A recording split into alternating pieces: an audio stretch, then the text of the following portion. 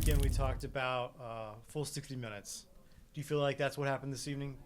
Absolutely. I thought we gave the puck away on the first goal, sort of gifted them that, but that's on us as a coaching staff. We told our players that the middle would be opened, and they listened, and in that situation it wasn't, and we need to take responsibility for that. But I thought besides that turnover and easy goal that we gave them, where Drydes had no chance on, I thought we carried the play in the first period.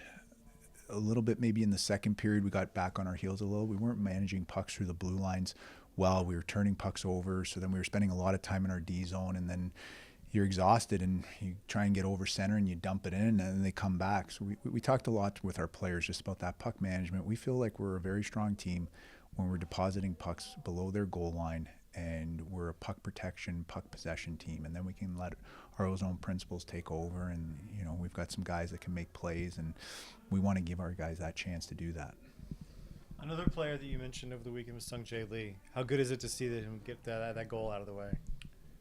Again, I'm not a big stats guy, so I wasn't even aware that was his first. What I can say about him is he's a very young player that comes from a very unorthodox hockey playing background, and he's a phenomenal talent. And we've been sort of hiding him in the stands because we had some depth at that position, and now he's getting an opportunity. And what I really want to highlight is he's been working his butt off for the last 3.5 months. He never takes a practice off. He always gets on early, always stays on late.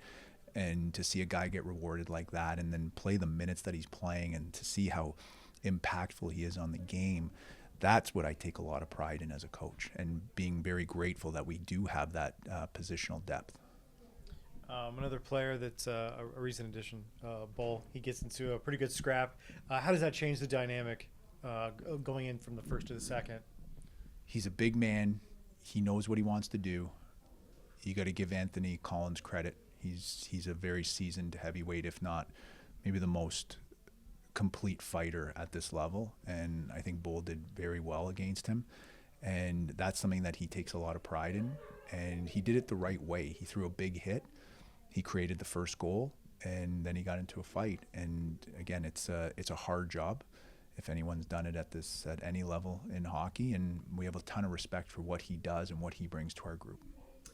It looked like going into the second period, you had a discussion with some of the referees. Was that about that scrap at the end of the first?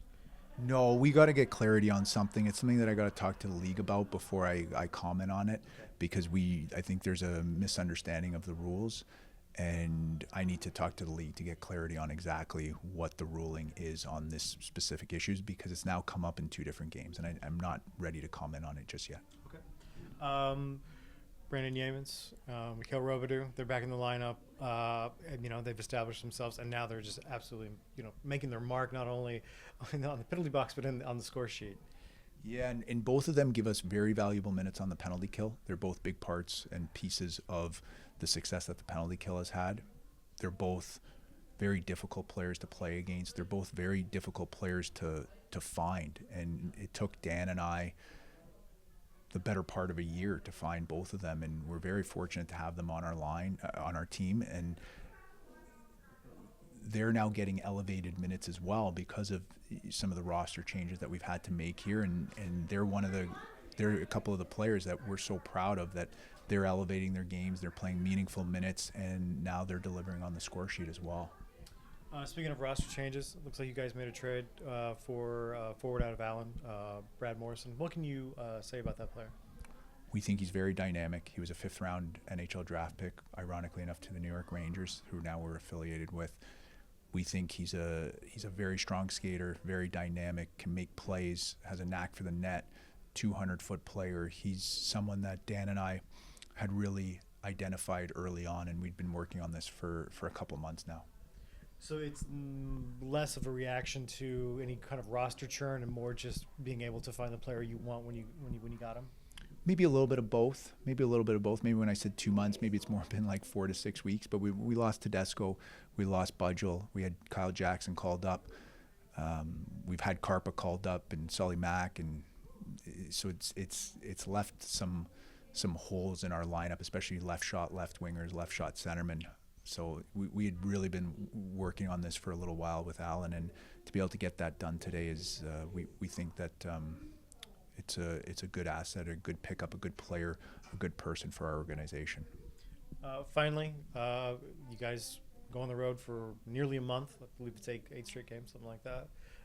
What changes preparation-wise? Anything? I try not to think about it like that. We're going on the road this weekend. We're going to leave on Friday at 7 in the morning. We're going to go to Cincy. We're going to practice in Cincy, and then we're going to play Saturday in Cincy and Sunday in Kalamazoo. And then we're going to come back and we're going to get 3 or 4 days of practice, which that we're really looking forward to. We've added some pieces. We've added Shackle. We've added Yeaman's back from suspension, Roby back from suspension, Sully Mack and Karpa up and down, and Sung Jae Lee and all these D coming in. We're really looking forward to getting those 3 days of practice and getting some cohesiveness and getting some chemistry going within our lines and within our team. Thank you, Coach. Do you have an update on Bull? As after the fight, didn't look like he returned to tonight's game. It was just more precautionary. I think he wanted to go get some X-rays, see what that looks like. It's too early for me to tell what's going on with him. And what did it mean having Karpa back in tonight's lineup? It was great. You know, centermen are really hard to replace. Obviously, everyone's looking for them, whether you look at the National Hockey League, the American League, our league. So to have him be in there and slot in the middle and give us those critical, 18 to 20 minutes, it's huge for our group. It's huge for our group, and we're very lucky to have him. And then we got Mats, and we got Denny, and we got Hubbard that can jump in there, and we've noticed that Awe can play center. So we're very fortunate to be able to have guys like that can play through the middle of the ice.